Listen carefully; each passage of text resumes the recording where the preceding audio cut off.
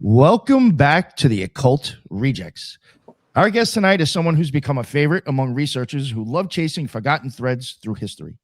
Returning to the show is Joey from Library of the Untold, whose work has earned a reputation for digging into obscure manuscripts, ancient mythologies, religious traditions, and esoteric texts to uncover connections that most people never think to make. This time, he's bringing us one of the most ambitious investigations yet. For thousands of years, civilizations separated by oceans and centuries all placed extraordinary importance on the moon. The Egyptians, Greeks, Mesopotamians, Gnostics, Hermetic philosophers, Hindus, and countless mystery traditions. Countless mystery traditions didn't see it as just another object in the sky. They believed it governed time, dreams, fertility, memory, madness, death, and perhaps most mysteriously of all, the journey of the human soul. Why? Why does the moon appear again and again as a place where souls descend into incarnation, or the gate they must pass through after death? Why do so many traditions connected with forgetfulness, remembrance, and reincarnation? And how did those ancient ideas evolve into modern theories about the moon matrix, lunar consciousness, soul traps, and cycles of rebirth? Tonight, we're going to separate ancient sources from modern interpretations, compare mythology with philosophy, examine what the historical texts actually say, and even ask where modern neuroscience and astronomy intersect or fail to intersect with some of humanity's oldest beliefs. Whether you see the moon as a celestial body, a sacred symbol, a cosmic gateway, or simply one of history's greatest mysteries, this conversation is going to take us through thousands of years of mythology, religion, and esoteric thought. But before we introduce Joey from Library of the Untold, we're going to introduce the rest of the rejects. We got Judith with us tonight. What is going on, Judith? How are you? I'm fine. And thank you for having me, Joey. I'm so happy. I can't wait for this discussion. Eric, it's nice to see you again. And for everybody else, you can find me on X, YouTube, and Spreaker as the Loon. Awesome. Thank you so much for making it tonight. I was very happy you could. Figured you'd definitely dig this topic. And we got my man, Eric. What is going on, Eric? Thank you so much for making it tonight, so I really appreciate it. Hey, guys. I'm happy to be here. I am Eric Arcadian. I'm looking forward to what will certainly be a very interesting conversation tonight. And if you want to catch me on YouTube or any other social media, it's just at Eric Arcadian, or you can check out my show, Music, Myth, and Magic. Definitely go check out his stuff if you have not yet. Eric, thank you very much for making it. I assumed this would be up your alley because I think we both like thinking about weird shit that just makes you scratch your head. So I'm pretty sure tonight will be one of those. Joey, my man, while you're sitting over there fighting with YouTube or whatever on your phone. Yeah, I'm trying to look you guys up, and then the shorts started playing. And Yeah, I'm the only one not being professional here. Sorry. No, it's all right. It's all right. You're good, man. So please let everybody know what's up with you. If people who haven't heard of him yet on this show, if you happen to be that new and you don't know who Joey is, Joey, please let them know what's up. I host Library of the Untold on YouTube, and it has been a great journey so far. It's been around for about 3 years, and I'm very happy about it. And it's given me a purpose that I cannot even begin to say how grateful I am. And I'm literally learning along the way with everybody else. And this has become one of my go-to stops when it comes to a new subject matter that sucks me in, and I feel very passionate about. I like to test it out here, before having a full-on episode about something. So this is a great place to let it breathe. No, thank you. We all appreciate it as well. For real. I will even say, I've been watching your show for a minute. I think you've probably been coming on the show for almost a year now. Mm-hmm. Even from when I first came across your channel compared to what you're doing now, not saying I think everything that you've done has been great, but you can even see a progression how you're actually learning more and getting into more deeper and wider things. Right. It's actually really interesting to watch you learn and grow yourself on your own show. There's a snowball effect that has happened when you go from this is a fun theory that comes from this, right? And then you do that a couple times, and then a little bit down the road, you see, oh, those two were connected. And then you say, oh, those two were, and these three were connected like that. And that becomes a new platform to go from. And it becomes almost like a Socratean argument type of compounding effect, where, because with his argument, he would have two pillars that were absolutely true. and then put a new platform on top of that. That's more of a what if. And then you can move from there until eventually it kind of points you in the right direction. And I guess the whole idea is to try to take a little bit of the sensationalism out of what's already extraordinarily fascinating and interesting, because we are dealing, I mean, just like any trade or any subject matter, from politics to unboxing shoes, you're going to have these people who have a big bright thumbnail with a red arrow and they're shocked in the picture, and then they just fail to deliver. And my argument for all of those are like, these great mysteries are already mind-blowing. You don't have to do that. If anything, it's going to weaken that fence a little bit for people who are sitting on it, you know? I totally agree. I say that a lot, even in some of my solo shows. I always mention that, like, you know, we don't have to start throwing in all these outlandish theories, because if you were to look at the situation, and then some people, I know you're not like this, you will actually look into the science. And there is actually some science coming out about weird shit that I think most people would be very surprised about. So when you start using the actual science and some other things, you don't need that fantastical stuff. It's already crazy as it is. Right. The fact of the matter that quantum physics and the book of Genesis say the same thing in different languages is enough to astound anybody who's paying a little bit of attention, you know? And then you get into the Gnostic Gospels, where it's basically all of the parts left out of Genesis, and there's the precursor to it. And they start to turn into scientific treatises, which is interesting at how much they line up with some of the weird science that's coming out today. And I don't hesitate to call it this weird science coming out today. No, there is. And today, your topic right up my alley, stuff that I've even wondered about. We've even had somebody else on the show years ago that was a big Gurdjieff fan. He had his own, technically kind of a cult, which is why he hasn't been on the show again. He had his own cult that he ended up starting, and he used to throw around some decent phrases. Though I think he got it from Gurdjieff for calling the moon food for the people, food for the moon. Okay, so I've always found that rather interesting. My own way I look at it from experiences I've had, I even feel that, like, if you were looking at it kabbalistically, the moon is kind of where you really do start blasting off and having a magical experience. Sure. Right. But even tying it to physiology, I look at it as the lens in your eyeball. That's to get out there. But I do think the moon, there's a lot more behind it than I think most people would ever think when it comes to occultism, or at least literally ideas. Yeah. So I'm very much looking forward to get into this, because just from things that I've already looked at and things that you've even said on the show already, I already know you're thinking in the same direction I do about this. Right. So of course. It, my man. So how did you, one thing else I also wanted to say, and then I'll finally shut up. It's funny. I was thinking about how when you first came on for Coral Castle, there was a lot about the moon kind of focused in that. And then seeing where you are now, that's what I'm getting at. It's just like, yo, this my man ran with this shit and is in a whole other world now with this stuff. So how did you get to this, I guess, idea and topic? Well, you know, Ed, who built Coral Castle, they were like, why do you have a water in the moon fountain? And he's like, moon has water, because he was illiterate and he could barely speak, but he said moon has water. And, you know, fast forward to today, like many things we see, that it's sure enough, the moon does have water. But what's more important is that the moon regulates all water on Earth, including the water within us. And if you're a woman, you know what I'm talking about. But also, as a man, we all people have the lymphatic system, which carries the water throughout our entire system.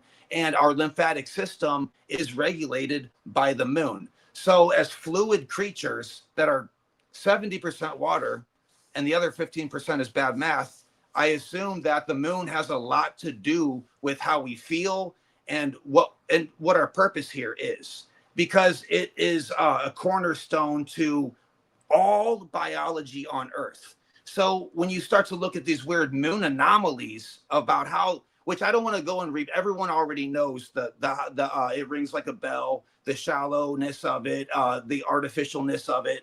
And so we've been there, but we take that and we say, okay, there's something strange about it.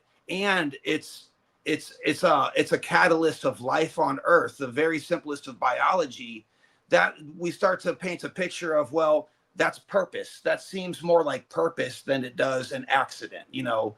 And if that is so, which we'll get into more evidence for that, then that means there must be a reason that solar eclipses are perfect as they are only on Earth, and the moon is too big for the Earth to hold. You start to be like, well, if they did this on purpose, then they must be trying to tell us. But in the same way that if I wanted to shout at a petri dish and tell it what its purpose is, if I tell it, try to speak English to it, then nothing's going to happen. So I would have to put something in its language to make it understand. I would have to introduce something to that petri dish to help communicate with the bacterium in it. And there's no better way to communicate with us than what the moon is literally doing all of the time, facing right at us all of the time without spinning. I mean, it's suspicious across the board. But this, along with a bunch of moon lore about it being a soul catcher from all kinds of mythologies, and then people take the archons from Gnosticism, they sprinkle that on top of it, all of a sudden they start to see the moon as evil. But this is a gigantic mistake. Just like in the Tibetan Book of the Dead, how we're supposed to see the Mara as reflections of our own psyche. That way we can get past them, because they will attack us, but they are us. And the archons in the end are also the same as the Mara in Tibetan Book of the Dead. They're a reflection of our own psyche. Jesus told his disciples that you are the archons because we are made in their image, which comes back to the moon as well. But the moment we realize that it's not a good or bad thing, it's like a hammer, it's a tool, you know. You can build a shed or you can beat yourself in the face with it. It's your choice. It's a reflection of who you are, which brings up the entire main aspect of what the moon represents besides water, which is death and temporary. There's no surprise that the moon represents things temporary because it wanes and waxes. It goes away and comes back. But more than that, ancient people believe that you ascend through the moon to get to heaven, and sometimes you bounce back off of it and end up back on Earth, and that's decided basically on who you are. In Egyptian, it's the weighing your heart against a feather. In Christianity, St. Peter reads the Book of Deeds. You know, in the Tibetan Book of the Dead, you have to, as we just said a moment ago, recognize yourself in it. There's a lot of different allegory for the same thing, but basically when your soul leaves, it hits the moon, and then there's a waiting period where you can either move on to what they might call nirvana, or you get bounced back down to Earth. And this leads our society, our sci-fi society, our dystopian sci-fi society, to what they would call a moon trap. And I believe this to be a mistake. And I think that there's not only a lot more complexity to it, but it's also going to be a self-fulfilling prophecy if this is what people believe on their deathbed. You know? So I have a quick question for you. What does that say for the souls that get thrown back within that theory? Right. So, St. Paul would say that everything that is a righteous person sees things that are righteous, and the decrepit cannot see what is righteous. Believing that things are negative in our life, which is a choice, by the way. You know, a world that runs out of problems. We don't have to hunt for our food anymore. We're not even in the food chain, you know. So we run out of problems. We make up our own problems. So it's a decision. So whenever the body dies, you don't have anything to reflect off of. It's now just you and your psyche, and you are the entire universe before it moves on into another one. So whatever you have been, and in this world, whether it's to others or to yourself, weighing the heart against the feather, is your entire experience. So whether it actually literally hits the moon or not, I think is actually kind of besides the point. It could be allegory, but it also might be literal, because we have to remember, you know, Dr. Emoto. This is to answer your question, it's probably best if we mention Dr. Emoto, because he did the water freezing experiments, Yeah. All right. So you know how if you are kind and loving to the water, it freezes into symmetry. But if you yell at it for being a dumb bitch, then it freezes in discordance. It's not symmetrical, right? Well, we are all water, and space is frozen, and water can't leave. Not like electricity can leave Earth. Gravity doesn't affect it. Water, however, is bound to Earth, to the weather sphere. The relationship of clouds and rain and precipitation, that's in a cycle. So that is the first thing that kind of almost points to what you might call a soul recycler. Because if you're going to remember anything about it, water maintains memory. Water is a storage facility for memory. So that's going to basically stay on Earth while the rest of the soul, which is most likely plasmatic electricity, leaves and joins back with the stars, the nether, the sun, or whatever it is. So if your water memory that you've imprinted onto your water through your lymphatic system is discordant, like Dr. Emoto has shown, during the time of death, it has no choice but to not be activated and not be quantumly entangled with the rest of the universe that it needs to rejoin and absorb with, because it's dense and it's hard. Like the term hard water would indicate, like the Egyptians said about the soul that is heavier than a feather, you're literally too weighed down by your own negative bullshit to get out of this weather system that is Earth. And that could easily be extrapolated as a soul trap. Actually, that makes perfect sense, because if you look at different mythologies, no matter what tradition it comes from, you will have at least one or two main water parables and stories within that culture. Right. Water is the biological secret of everything, and the fact that the moon regulates it, it goes to show us, like the Akkadians and Sumerians and the Dogon, they were quick to point this out, that the moon is the seated father, or the king of order. Basically, it's what brings the cosmic octaves, or the music of the spheres, whatever Pythagoras said. It's what exports that down into our being and creates the atom. So from the atom cadmus to the atom of flesh, it's like an export carbon copy of itself into a microcosm that comes through the moon to be able to get down here. So it goes both ways. And that much might not even be allegory, because I mean, the way our system is tuned is deeply embedded with the moon. You know, if a major chord on a guitar and a minor chord is only one note away, happy and sad, and a baby could identify which one it is. No one taught us which chord on a guitar is happy and which one's sad. That's not subjective. How crazy is it that that's an objective thing, right? The reason that one is happy and one is sad is because our solar system is as such. If one thing was out of place, we would hear it differently. To me, that's mind-blowing enough right there to say, okay, open up the doors to some further speculation, you know? It is interesting though when it comes to like music, certain music. I mean, you'll see people play it in front of animals, and it's like, it chills them out, right? You know, but it's like it is kind of like certain sounds. Just people know, like, oh, that just sounds off.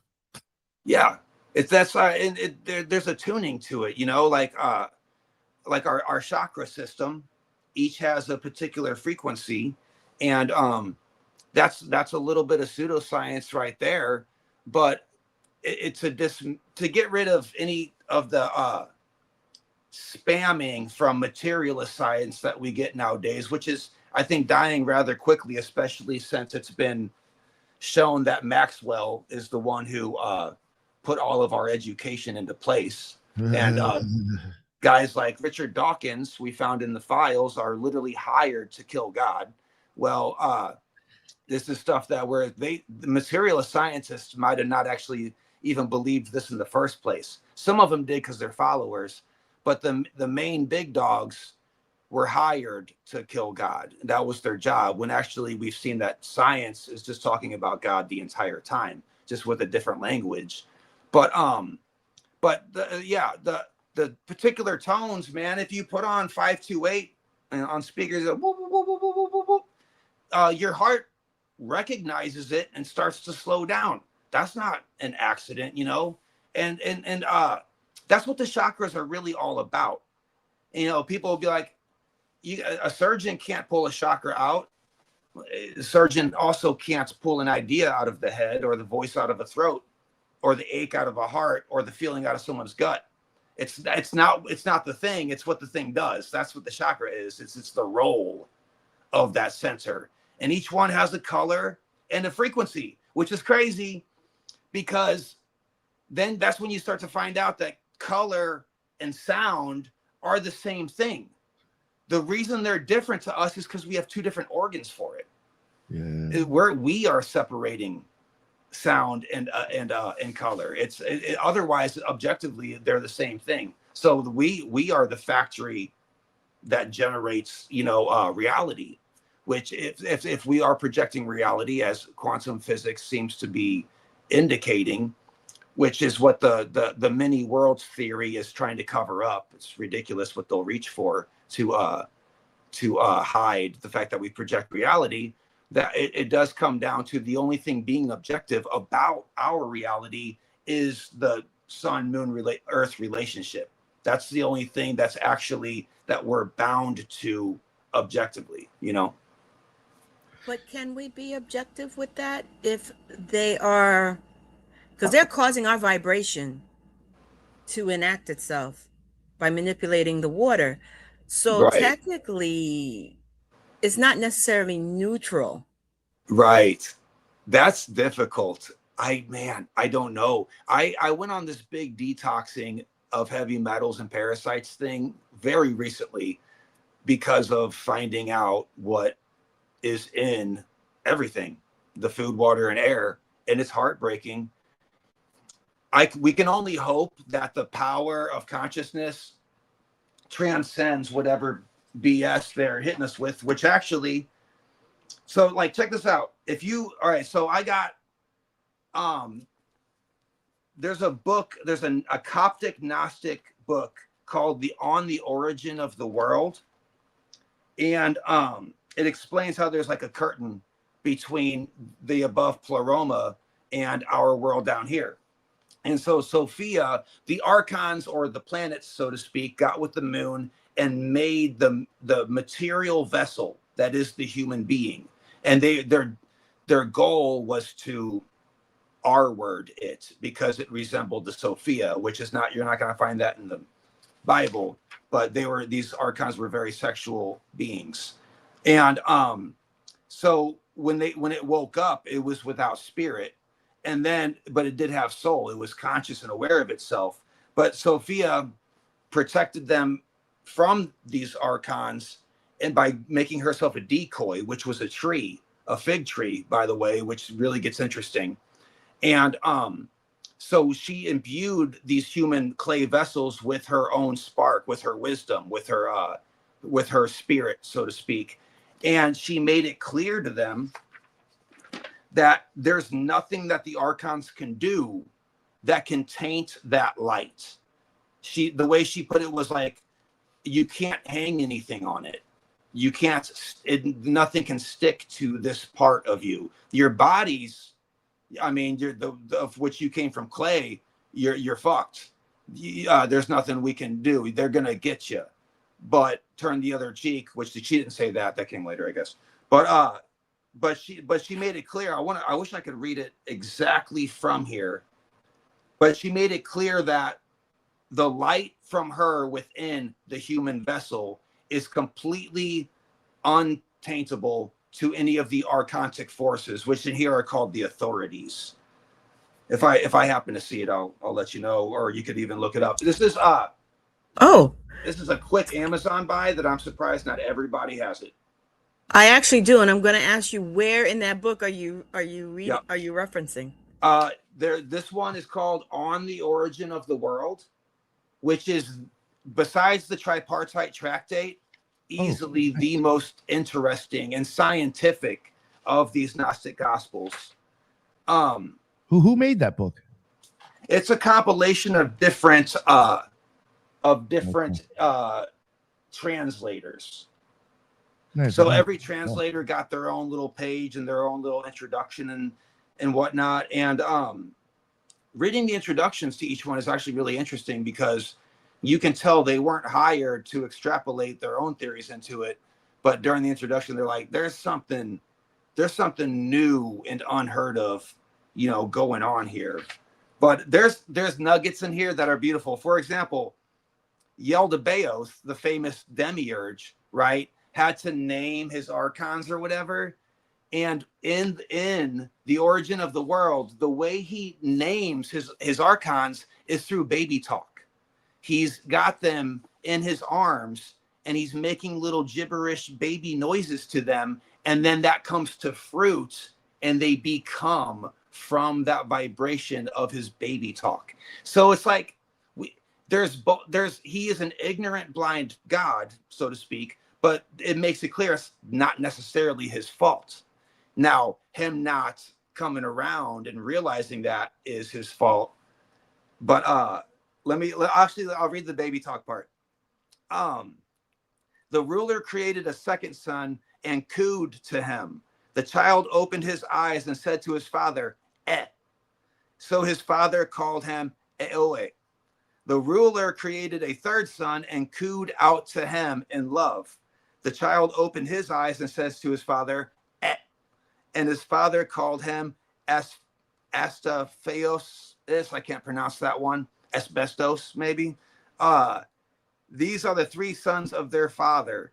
And it's you can see right there, it's actually eh. Or maybe I might be pronouncing it wrong, but he's cooing out to his new little babies or whatever. And so it's not all black and white. It's not all, good and evil. There's that's the thing about a lot of these deeper doctrines that separate it from modern Christianity, is that sin isn't about good and bad. It's about ignorance. It's about willful ignorance. I'm glad you said that, because that's even like I think you're really nailing it on the head with that. When people were, my opinion, from looking into like the demiurge, and even if you sort of like in the movie Mother, which is even, I think, a great movie, even to just talk about even the whole baby part. They even have a baby in that. But if you look at, for the most part, how the demiurge is really looked at, it is that he's ignorant of a creator above him. Right. So, and a lot of people all of a sudden want to turn it into like this person is like Satan, Lucifer, a bad dude. No, he just lacks spiritual, because he's just ignorant to it. It's not because I don't know. I'm glad you mentioned that, because it really is just kind of the not knowing that there's something greater than you. Right. Well, it describes there being a veil that was accidentally formed between the pleroma and the luminous cloud that the demiurge was hidden in. And if you take that into a scientific perspective, and I know I've said this before and on your show, plasma, which is basically light, electricity, in laboratories give birth to its own dust. And the dust is going to be utterly unable to see. We can't see plasma. It's invisible to us. So this idea of a veil between the pleroma of light beings and Yaldabaoth, which is the first mineral being, I mean, that's in the bag right there. That's plasma creating its own dust. And if you get into electric universe stuff, which I heavily subscribe to, that's also equatable to suns giving birth to their own planets, which seems to also be the case. And if that was the case, they'd be molten and they'd form into bubbles. They'd be very cavernous within. But if you think about if the idea of there being a pleroma or a platonic realm or a heaven or DMT beings all around us, if that all sounds silly, think about it as simple as dimensions that we can see and study within beings that we study. So if you see an ant, it's going to be munching on bacteria or whatever it eats. The bacteria can't look up and see the ant. As far as to it, the ant is just part of its environment. It doesn't identify it as a being. If an ant is walking on my arm, I could blow on them, and it doesn't even assume that it's wind. It doesn't assume anything. It's just part of its environment. It doesn't recognize me as a being. It can't look up and say, "Oh, I'm on a human being right now." We are just, because it's a 2D creature, so we're going from 1D to 2D, and then you can go down from bacteria into, you know, molecules or whatever. But we think that the buck stops here, and that an ant can't look up at us. But we need to stop and realize that, to think, okay, we can see that things can look down, but they can't look up. We can look down, but we can't look up. So even no matter how hard we strain, none of our scientific instrument, no matter how technologically expensive it is, has the capacity to measure upward in dimension, because our biology, like the ants, is meant for survival. So to identify that something is sentient above you ain't doing any good when it comes to just eating, pooping, and reproducing. So our biology is where we're limited, which, that, as simple as that is again, will lead a sort of negativity in the conspiracy community into a soul trap idea, or a limitation idea. You know, the whole idea of it would be to eventually transcend that limitation in the first place. So it's not that the body is evil. It's not that the world is evil. It's that we live in the food chain. And that's kind of what the Gnostics were trying to get across, is that everything here eats. And this is what the archons seem to represent, is that everything must eat. So again, that will get extrapolated into a limitation thing. And instead of focusing on what we can do to see past it, we often tend to focus on survival mode, and we hyper focus on what it is that's wrong instead of what can be done about it. And in the book of Jehu, Christ lays out the whole recipe for how to get past the archons, how to get past the moon, all that stuff, you know. Do you think it's by design? I think it's by design. That we focus on the negative instead of the positive? Oh, no, okay. So you hit me with a twist there. Sorry. No, yeah, it's great. That's difficult, because if it's by design that we focus on the negative, I'm mad about it. But I don't know. But I think that maybe once upon a time, we used to look at the stars, safe by a fire, and come out of ourselves. And it was easy. We'd come unhinged. And we could, this is why, you know, spirituality has become woo-woo nowadays, is because we're not directly in contact with it. And maybe that's what it was. Carl Jung talks about UFOs and paranormal stuff. And he said, all that is the human psyche remembering what it once could do. Once upon, that's not his exact words, but we have become so detached from spirit that we call it paranormal. Which, you know, what does that tell you? So if it is by design, then we did it to ourselves, you know. You know, it's very interesting, the stuff that he's saying, even with the moon here. I've mentioned it on the moon series. I did, I think, Lunar Gods, and I think I did something with eclipses and stuff. But I'd mentioned it throughout a couple of different times on the show.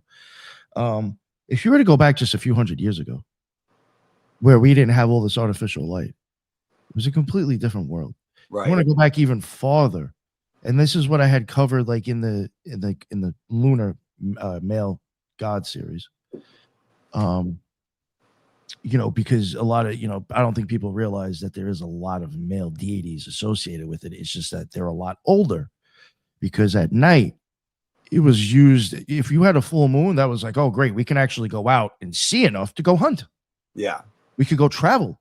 Right. Like, you actually use the light from the moon to be able to do stuff. And then if you want to like start getting into like looking at other things that I've covered with the mechanics of magic, if you now want to start taking away all this artificial light, and you want to start going out into a world where it's mostly darkness, unless you got a torch, Yeah. Between flame flickering, between darkness itself, your eyes are going to start playing tricks with your brain.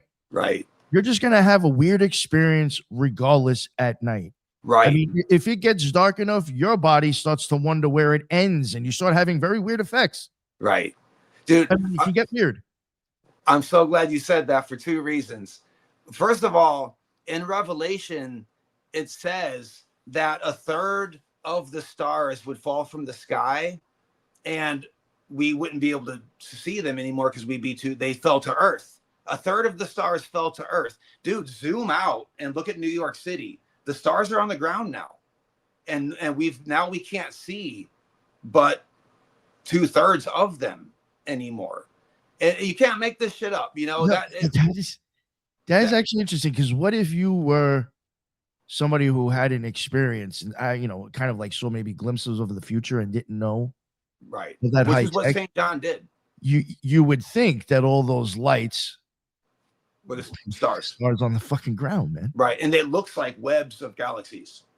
And yeah, dude.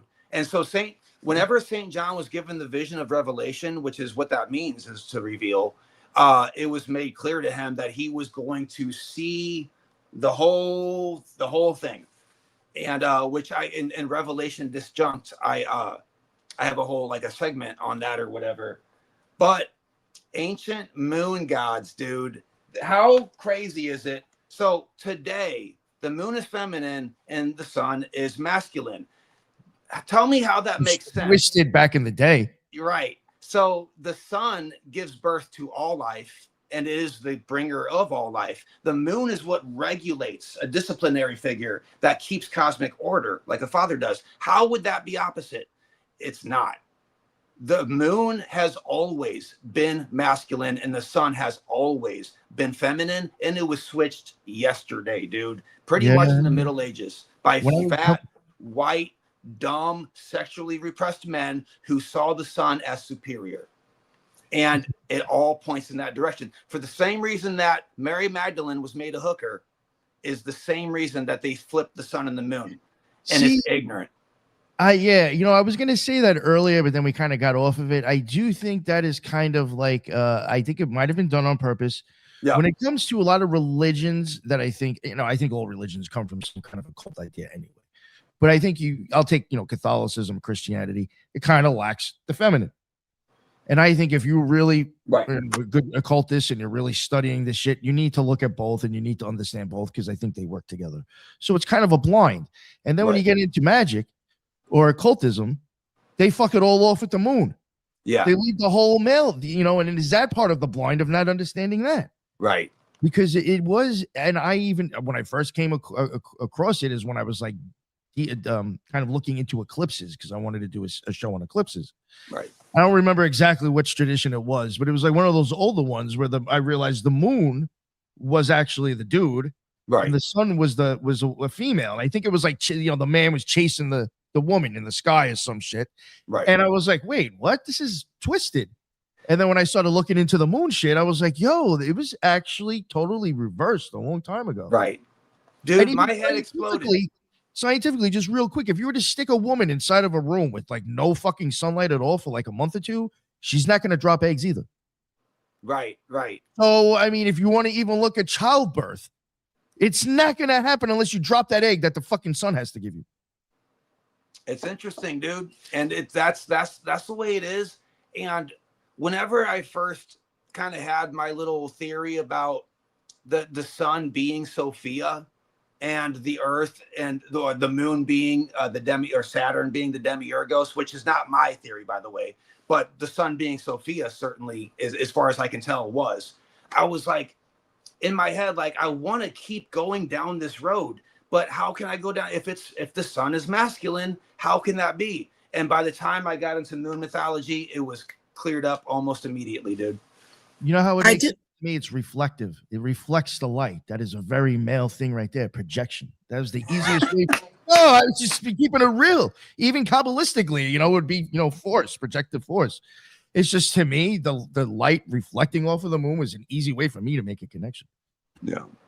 I do have to push back a little bit about the sun being feminine, because according to the ancient Egyptians, they did give that to Ra and Horus, I the see. sun. That's a good So, point. Now, so I thought Horus was Mars, though. it depends on which dynasty you follow. Okay. Because he was supposed to take Ra's spot, Okay. which was the sun god. Right. So Ra was not Oh, androgynous. that's what Now, okay, I get you on there, but I'll see you and I'll raise you one though, because Thoth Jehudi was the moon, and he had quite the pecker, if you remember, you know. But true. But, I mean, could it be that an Egyptian? Okay, so there's female Egyptian gods. There's the yes. Do you got Isis, Nephthys, Bas? Right. That's a But great, you know what? That's a great question. But that could have been. But I am going to go back on the Egyptian thing, because that could be because aside from Ra standing in that spot, it was also the spot of the pharaoh. So like the pharaoh is typically male. The pharaoh was typically male, or if it was a female, she took the male persona. Yeah. And they were supposed to be the bringer of life and nourishment and prosperity to the land. So that was the role of the pharaoh. Yeah. Which was mostly the males. Fun fact, like the richest Egypt ever was is because there was a woman in charge. Yeah, it was the first female pharaoh was yo, she fucking killed it with making money. Dude, you know, there was a time, if you look at the oldest reflection of ancient times, you've got the Dogon of Mali, and they are descendants of Egypt, or so they claim, which I'm going to believe what they say, because they knew Sirius B was a binary star system. They knew it was trinary, actually. So they knew stuff, and they knew about the moons of Saturn. Dude, it goes on and on. And by the way, they claim that Sirius is a water world, that our water came from there because it was quarantined. That water was infected with bad information and was sent out, and then that came here. But just side note, that's interesting considering the water thing and the soul trap thing. But the Dogon and a bunch of other ancient natives, those cultures, the man's body was a vehicle meant solely to protect women and children. Women and children were the dot in the middle of the circle, and the men were the perimeter of the circle, and that was their job. And somewhere along the damn way, it not only got twisted and reversed, but now we got these Andrew Tate retards who are celebrating the fact that it's been clowns that have no idea the utter detriment of their contribution to society by eliminating the divine feminine. This is what the cremation of care ritual is at Bohemian Grove. This what makes me think that we're Martian, dude. Like, how did we get to this point where we can clearly see that women are intuitive? They never forget anything. They keep us in line. I mean, of course, they're the bringers of life, but they're also psychic. Women are women are psychic. That's all there is to it. You can't lie to them. And it doesn't matter. They are naturally right-brained and psychic. That's Gaia. That's Mother Earth. That's Sophia. Men are meant to protect that and carry that flame. And that's why the Martians are dead. And I think that's what we got going on here, man. But hey, that's a whole nother rabbit hole. When did we forget our roles? Because that's basically what happened. I think that it was Pope Gregory in the 1600s claimed that Mary Magdalene was a prostitute. And from there, I don't know how early it goes. Yeah. That was only ugly. 33. Right. Oh, dude. So that's not going to be good. And then I think before that, there was some particular pharaohs even that they were men and they had to be the top. They had to just be the top dog because, in Egypt, their culture got worse and worse and worse as it went. So eventually, by the time the dynasty of pharaohs were human, which happened pretty early. But before that, it was the King's List. They were human men, and then of course you're separated from spirit more and more until eventually, I think it slowly started to flip, and then before you know it, Jack is sinking to the bottom of the ocean in Titanic. Damn it, we messed up and we got to go back. Damn it. So that has nothing to do with it. But if you with that homily 33 thing, it's actually starting to. I don't know if it's totally accepted by the church now, but I know it's starting to become more accepted and pretty much looked at that is a screw up, because it has been pointed out that if you like really look at everything that was, I guess taken down or whatever in the story, what he said, he screwed up like the order. It's a different woman that was already being talked about. Right. So like it's already pretty much like known that like that's a fuck up and that she wasn't a prostitute. You're right. Oh no, there's no biblical literature anywhere in canonical literature, Gnostic, Coptic. There's no indications of prostitution from Mary. If anything, she was the same way that the Christ is like the flesh avatar of the Father. Then Mary was the flesh avatar of the Sophia, the mother of God. That's how sacred she was considered. Whenever Jesus said, go preach the gospel and end religion, she was like in charge of shit. And the only people who, I think there was a couple of the disciples who had a problem with it at first, which is captured in like John and Thomas or whatever. But that was squashed pretty quickly because she was the one who had the visions, and she was the one, she knew what to do, So we have this idea that like men should be in charge because of the left brain. We're logical and we know what aisle to go down at fucking Home Depot. But when it comes to the actual essence of being alive in the human experience on earth, we are supposed to turn to wisdom, which is the feminine, to know what to do. That's the way it's always been until we forget so quickly, All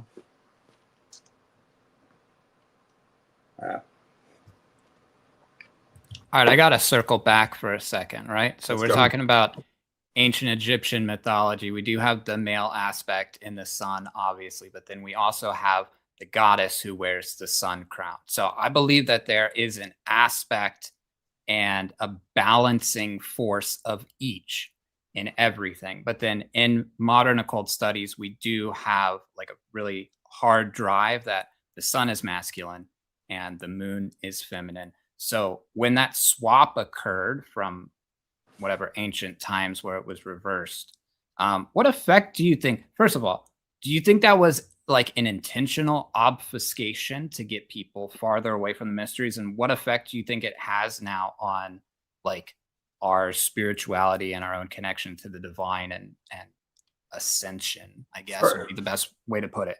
Right. For damn sure, the alchemists of the Middle Ages feared for their life. And they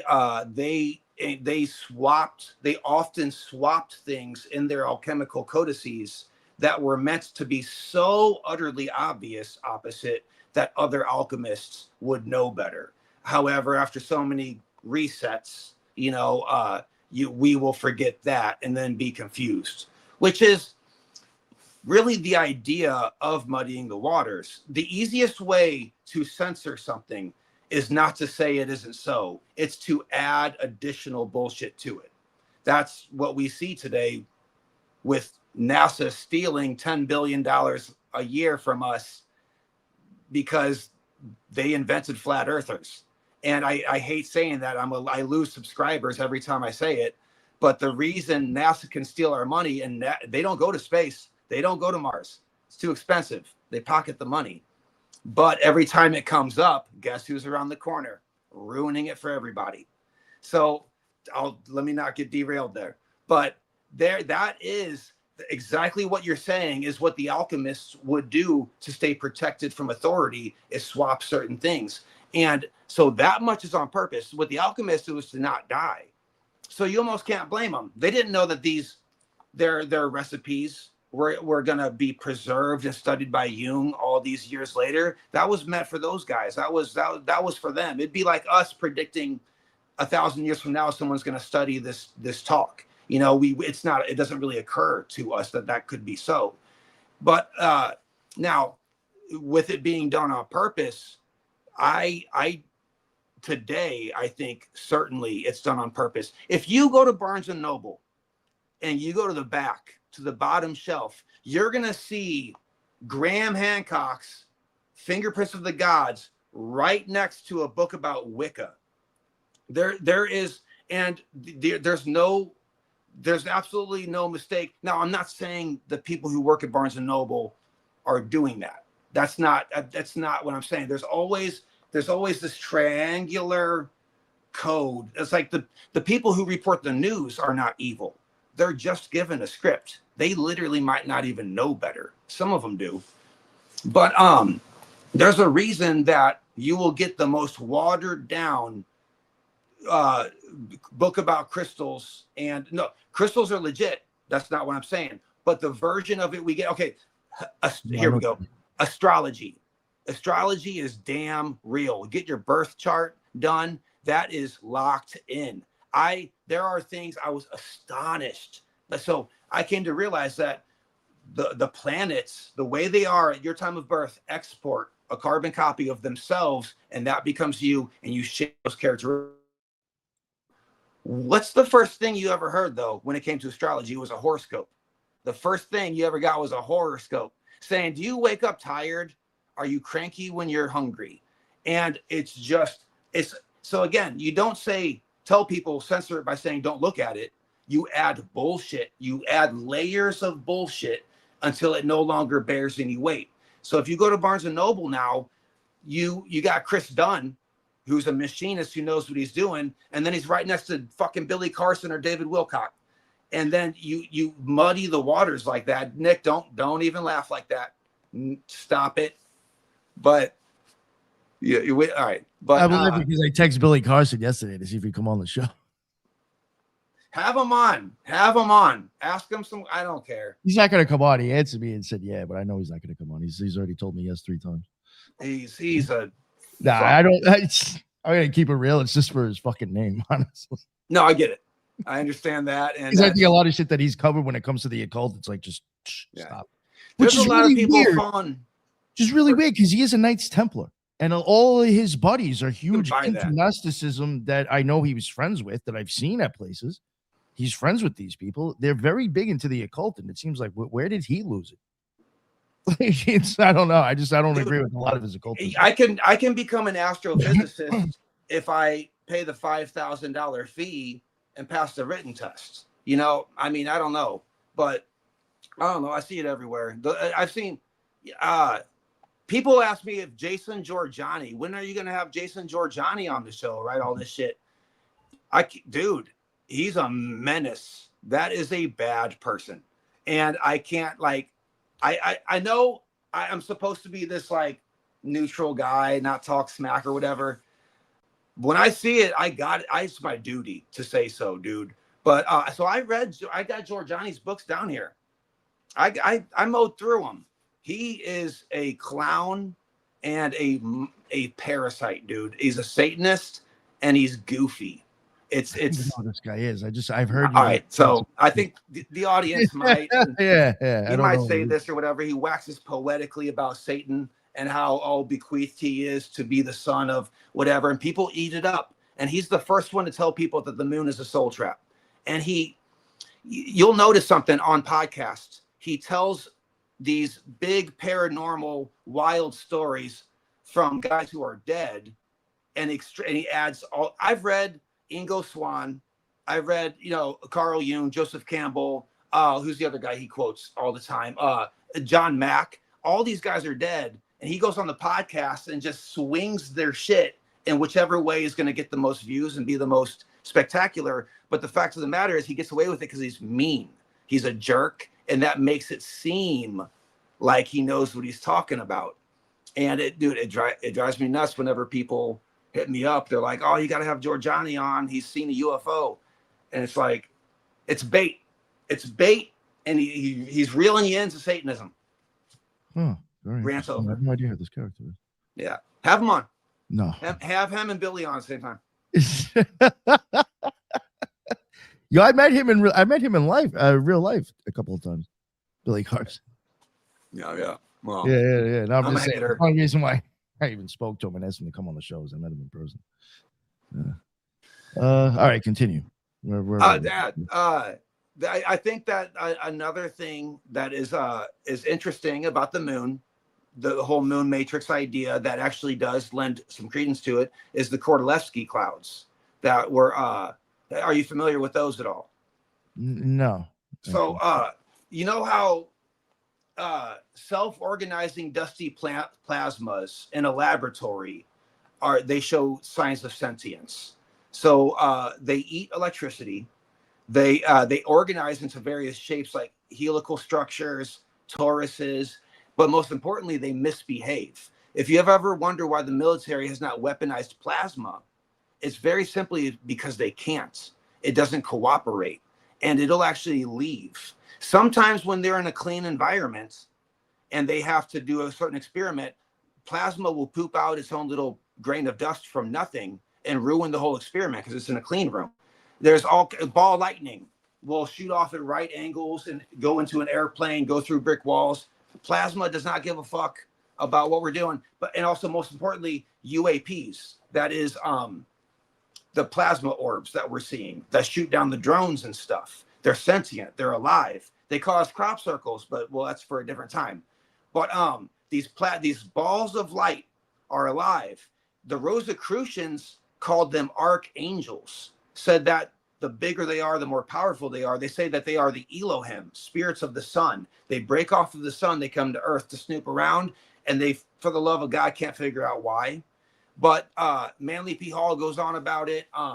There's a lot to indicate that these orbs, these plasma orbs, are alive, sentient, aware of us. In fact, the reason we're alive is because of plasma. The brain is just dead matter unless it's electrically ignited. All the components are still there with a dead brain. It's not on unless there's electricity. That it shows that this plasma, this electricity, seems to be what the soul is. So it's no wonder that the universe is 99% plasma. But digress. There are two, and this is not speculation, two gigantic, 9 times the size of Earth, plasma clouds, self-organizing dusty plasma orbs that are oblong. They're bean-shaped. They're right next to the moon. And they're, in the same way that the moon always faces us the same way and never turns, and that's weird. These two plasma clouds, which can be detected with infrared light, polarized light, are invisible to us, but they're there, and they're locked in at 60 degrees from the Earth and the moon relationship, and they never move from there. We have no idea how long they've been there, and they are so weird that no one really talks about it, but it's Kordylewski.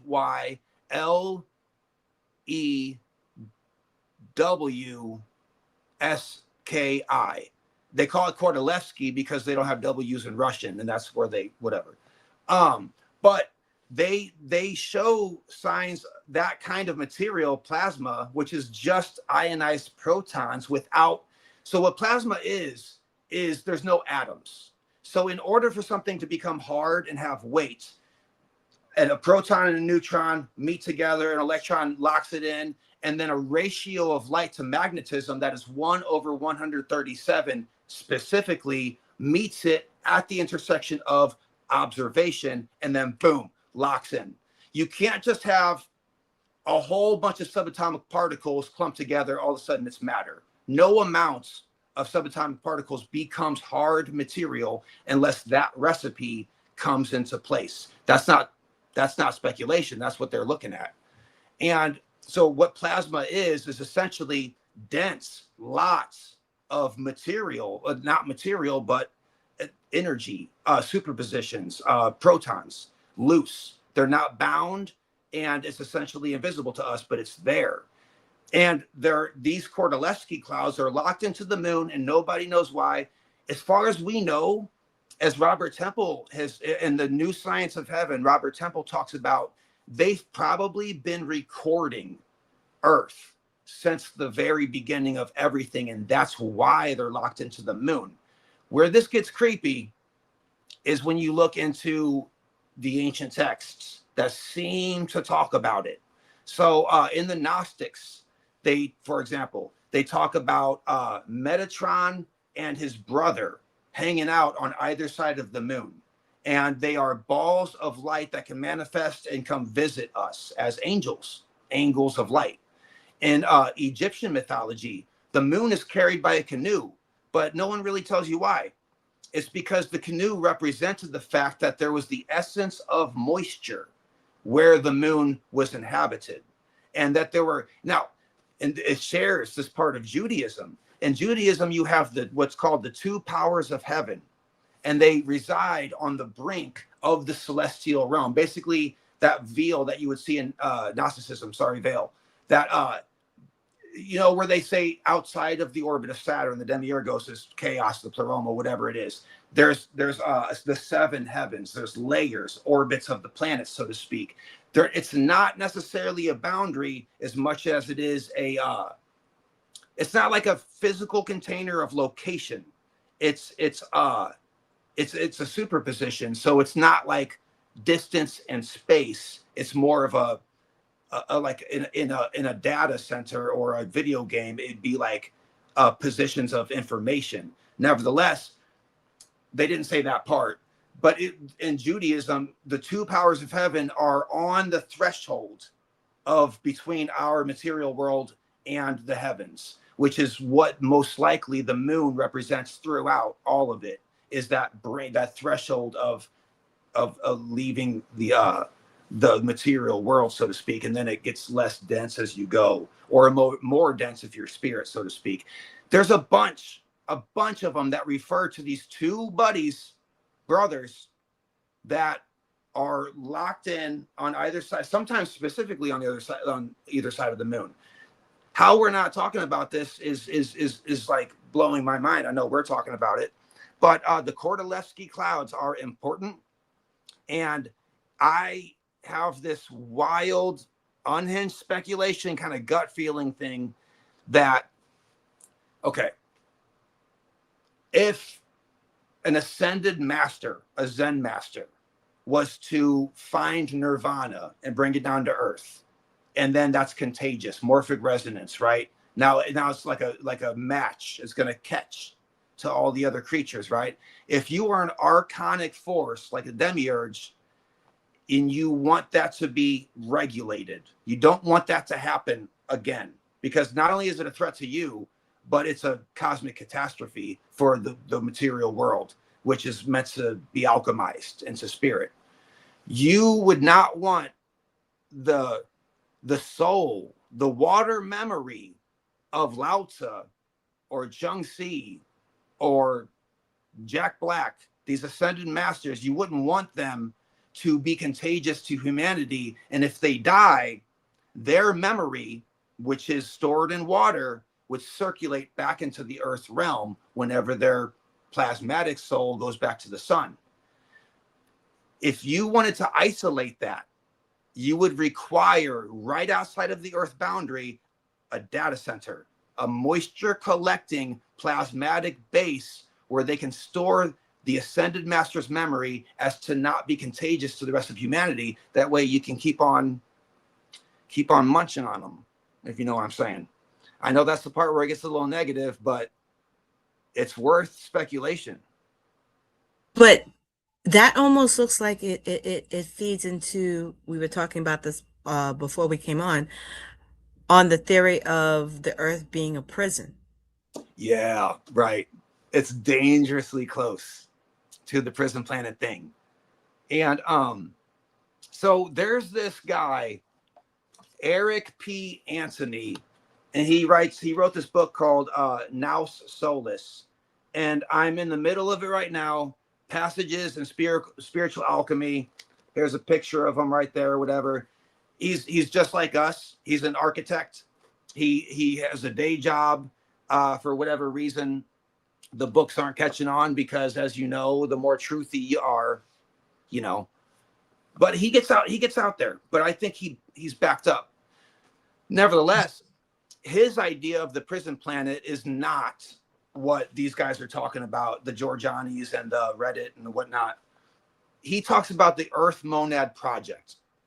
And the way he describes it is that we have the ability to, as one creature, realize bliss and then alchemize into spirit. Basically, where the Sophia becomes what we are, and we come unhinged from the archonic. Because in the Gnostics, it's made clear that our vessel is built by archons, and the planetary bodies built plants, animals, the earth, all that stuff in human vessels for nefarious reasons.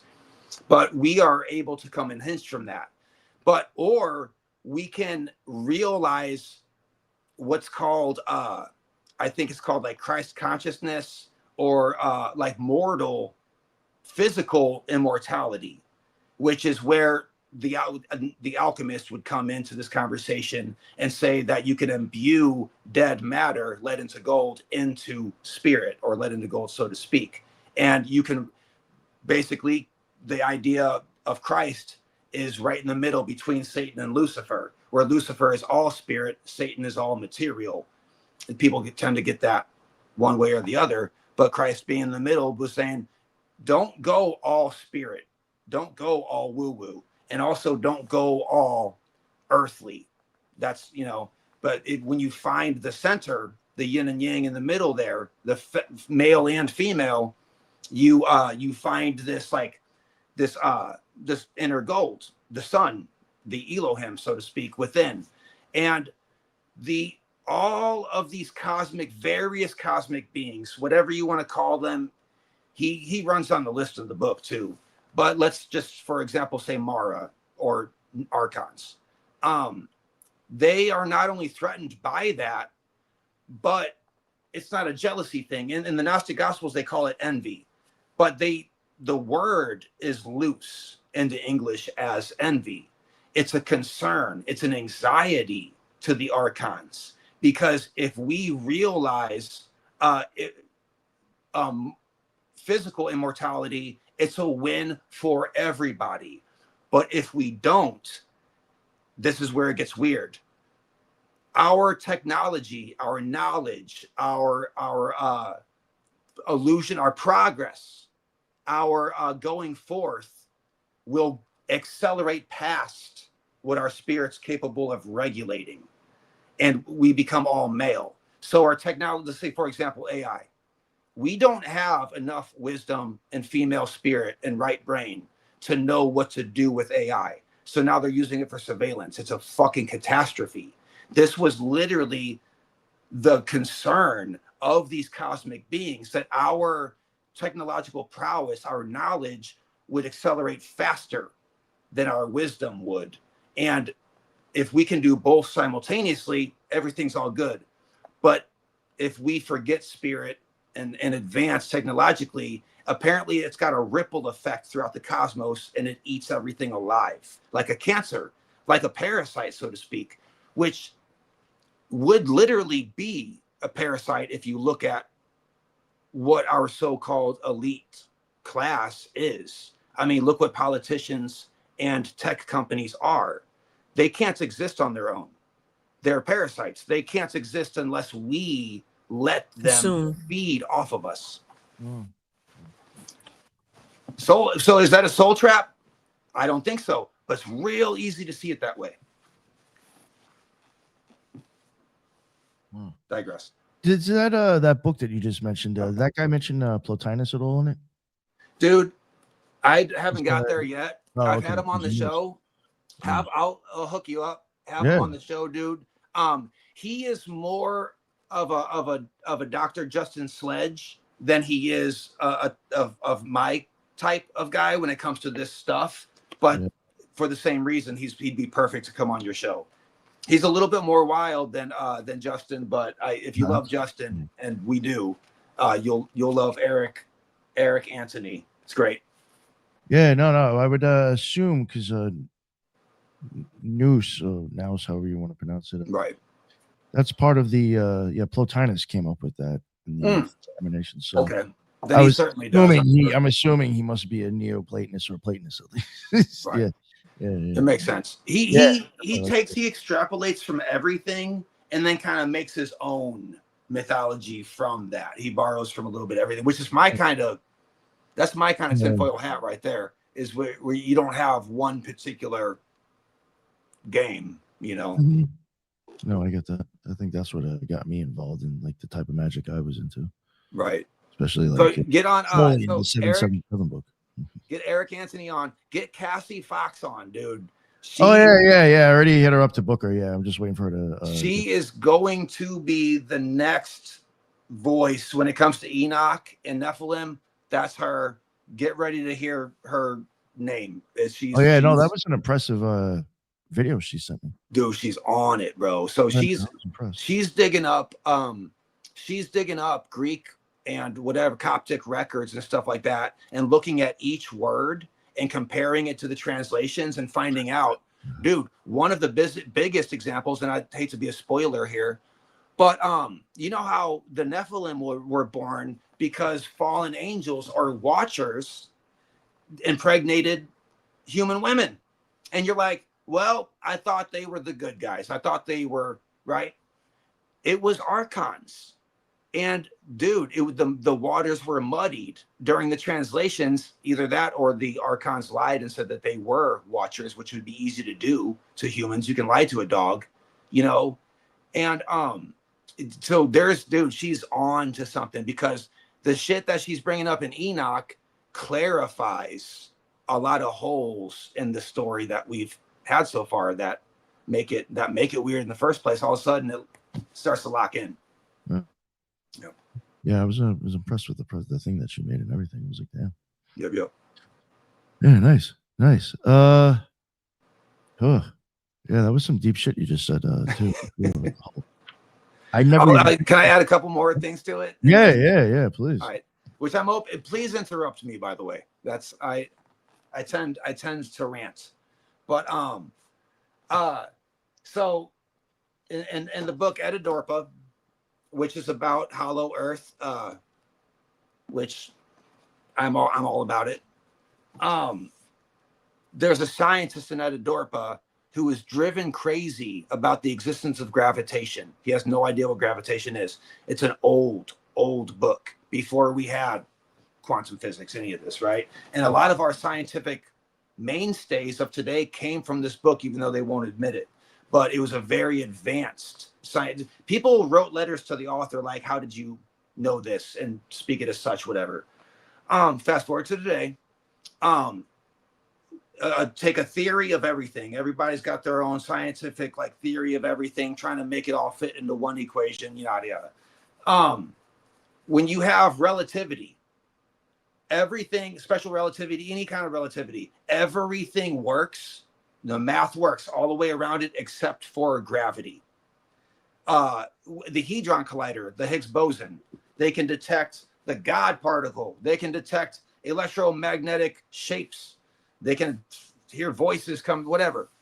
The only thing they can't produce from that gigantic machine is gravity.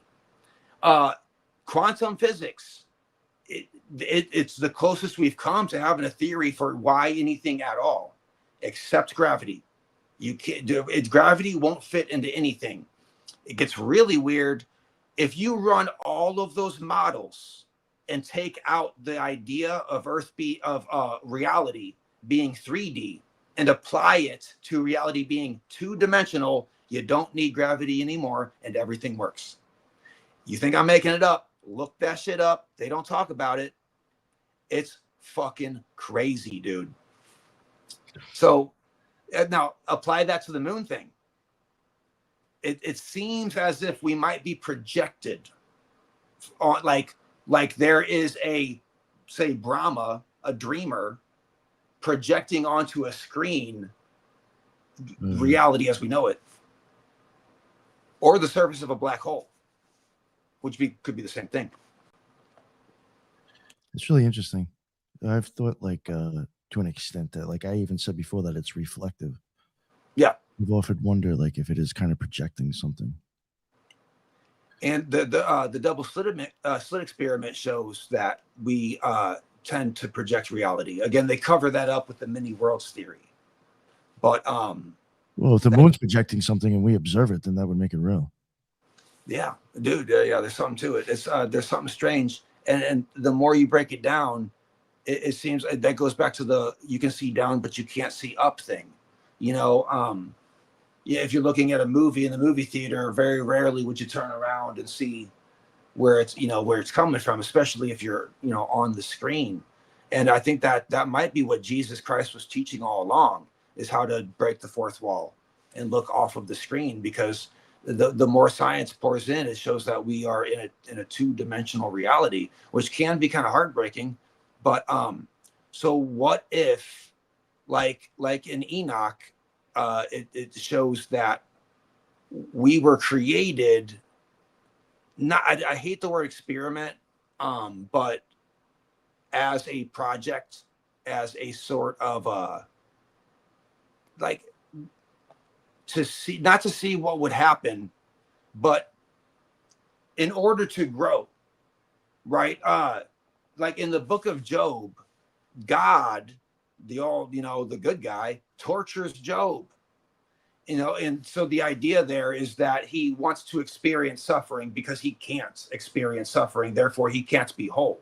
He lives in pure bliss. There's no way for him to have the yang to his yin until he's able to experience suffering. So he's got to go through flesh in order to absolve that, to become whole in the first place, to do something hard. And then you think about Sophia, the reason what got her in trouble in the first place was that she wanted to create on her own accord. To create on her own accord, people think, oh, she ditched the monad. She like to go without the father, right? Remember what the father is, though. It's pure sentience, pure consciousness. There's not like she just went away from a dude. She had to go into amnesia. And the moment she was with forgetting, basically shedding her garments, so to speak, whenever she was without her primordial wisdom, can I create while I have amnesia? Do I have that capacity? And we want to do something hard.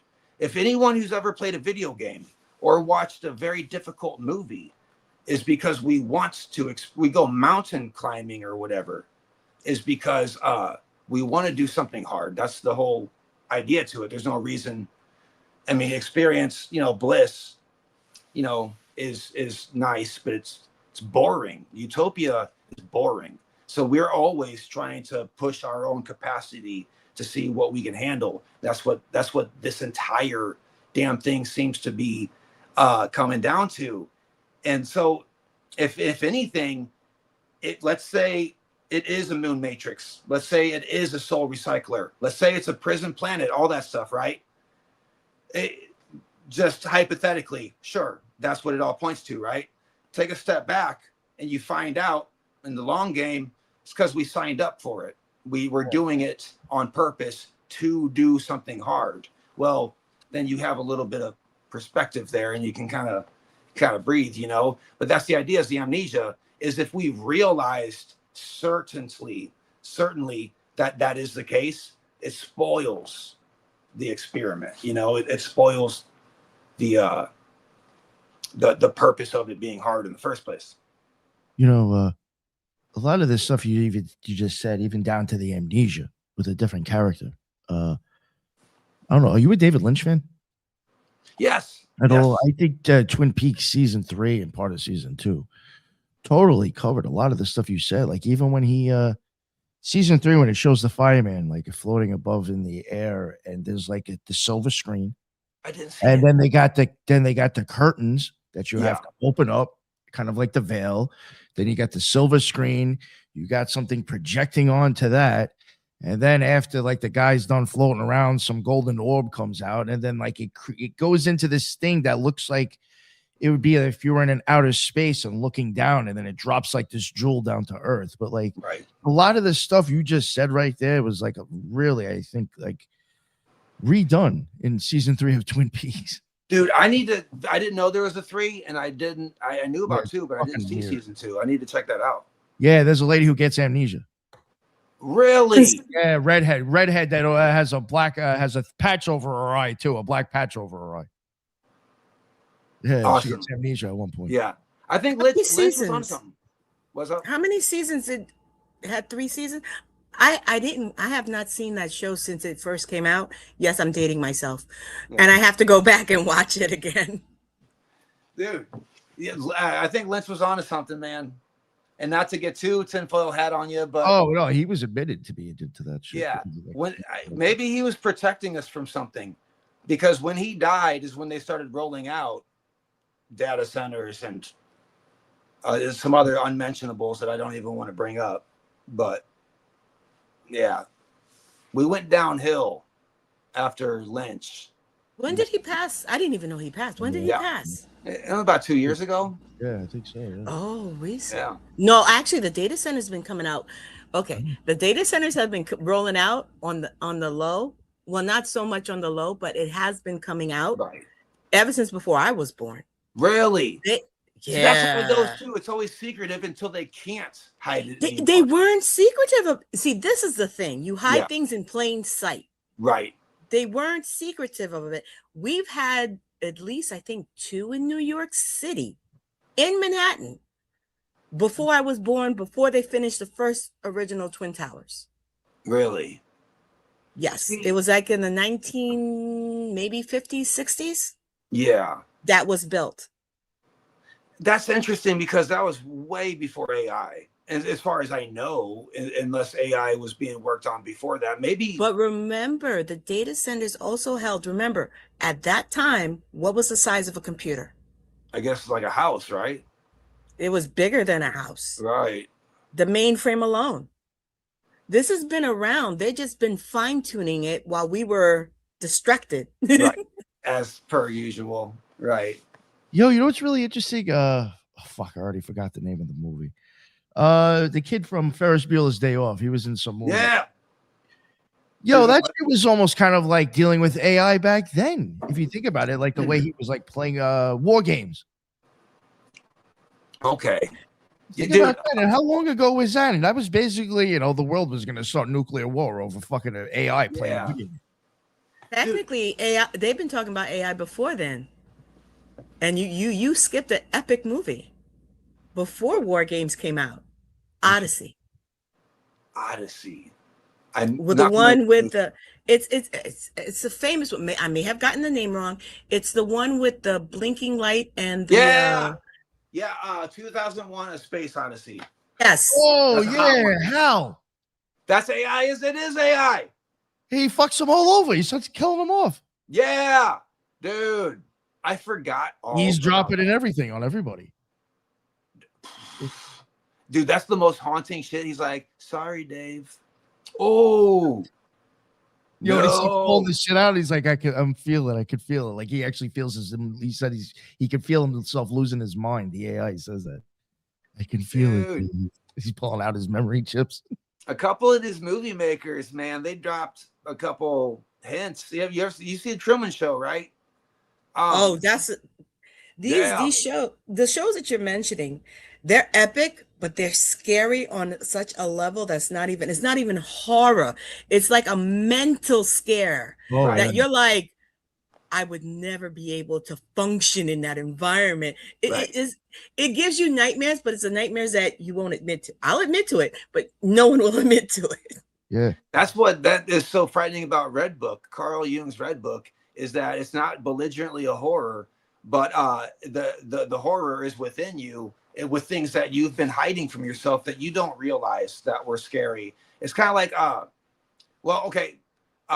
the new movie Backrooms was great at capturing that.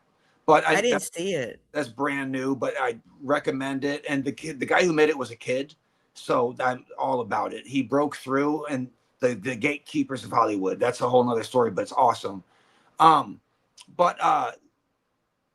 Oh shoot, the movie. What was the movie that you just mentioned? I'm sorry. Space Odyssey. The Space Odyssey. No, right after that. Oh man. About the movie that shows you yourself and Um, and the well, whole backs. You said the back rooms. What other there's a coup. thing? Yeah, no, I forgot which one it is too. Someone in the chat's probably losing their mind because they heard it and remember it now. If maybe they can save us, but that's Was it War Games? Oh yeah, something I guess like that. I didn't see that one, but that's the best kind of I think psychological like terror is what I think it'd be called more of a terror thing because okay, so for example with Backrooms, and I won't give a spoiler, but the kind of general idea of it is that something gets a hold of the psyche and then makes copies of it. Oh, Truman Show. Okay, so we'll come back to that. But it makes copies of it, and then you, the person watching the movie has to face those copies of itself that they got just a little bit wrong. And it's the aspects that you were not aware of. And it's nutso. But so okay, in Truman Show, the reason I love this movie so much is because there's the belligerent symbolism, like Sirius falling out of the sky. It's a light that used to be a star on a set, which goes back to, all the myths, right? But if you watch it again, after reading the Gnostic texts, the audience at home watching are the angels in heaven, hoping that true humanity will realize their place in the universe and thus be able to leave. And Christoph is off. He's Christ, but just off. So that would be like the demiurge, right? He's hiding in the moon, by the way, which, man in the moon, there's some lore there.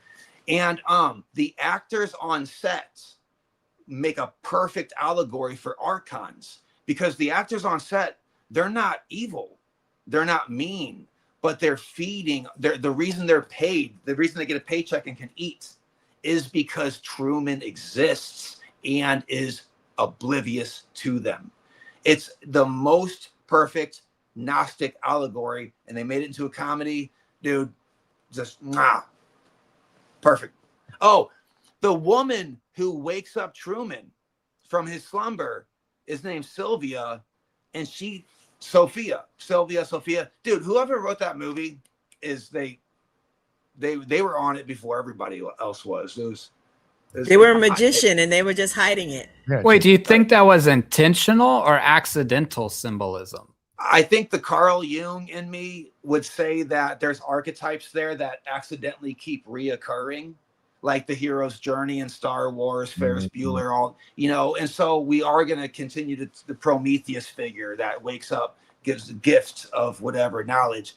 I think that there are archetypes that reoccur in movies accidentally. That would be like a lot of Lynch too. And they're just tapped in, their creative force makes it come out. But man, with Truman Show though, remember the light that fell out of the sky was literally had a label on it that said Sirius. Like, so it's almost too, I think there's a little bit of both going on though, for sure. I think Fight Club is a light like that. Dude, check this out. Watch Ferris Bueller again after watching Fight Club and realize you've never seen Cameron's parents. You've never seen Cameron's life. You've never seen his girlfriend. Yo, there were Yeah. things about that where I was like, I actually started looking at even the same shit with the chick, right? Or did she? Yep. The girl he was with? There were certain things I noticed. I was like, you never see anything. Right. Yeah. Yeah. Cameron is the shadow archetype of Ferris, or Ferris is the light within Cameron. So it's dude, it's interesting. And even when he's talking and walking with the girl, and he's like, man, Ferris just gets away with anything. And if I could just live like that, like permanently, that'd be the way to go. He's ditching school and he's in a parade dancing and singing, and no one can see him. It's not like he's not going to get caught. He can't get caught. he's untouchable. He doesn't exist. I love it. It's a great. Now that with what Eric is saying, that could have been maybe an accident, but it's a brilliant little accident. I like that. So you're basically saying the 80s and the late 70s was basically a lot of people awakening and people just putting it out there and letting us know.